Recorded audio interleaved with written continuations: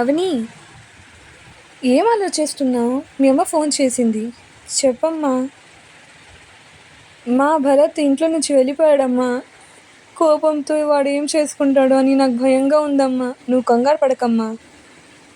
నేను ఇప్పుడే వెళ్ళి వెతికి తీసుకొని వస్తాంలే అమ్మ, నువ్వు టెన్షన్ పడకు. ఏం చేసుకుంటాడో అమ్మా, ఇందాక నుంచే వాడు కోపంగా బాధగా ఉన్నాడమ్మా, వెళ్ళిపోయిందని కోడలు.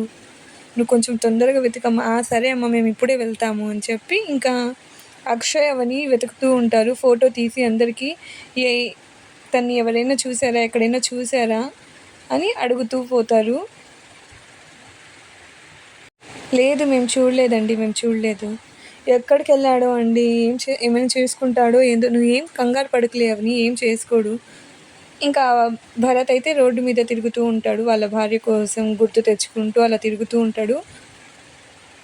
అప్పుడే రాజేశ్వరి కారు వచ్చి భరత్ దగ్గర ఆగుతుంది. ఇంకా మ్యానిపులేట్ చేయడానికి రాజేశ్వరి వస్తుంది. ఏంటి భరత్, ఇంట్లో నుంచి బయటికి వచ్చేసావంట?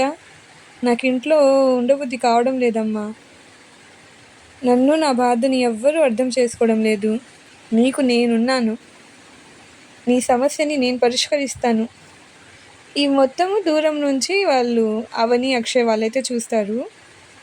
నువ్వు నాతో రా, నేను నీ బాధను పోగొడతాను అని చెప్పి అయితే భరత్ని తన వెంట తీసుకొని వెళ్ళడానికైతే అడుగుతుంది.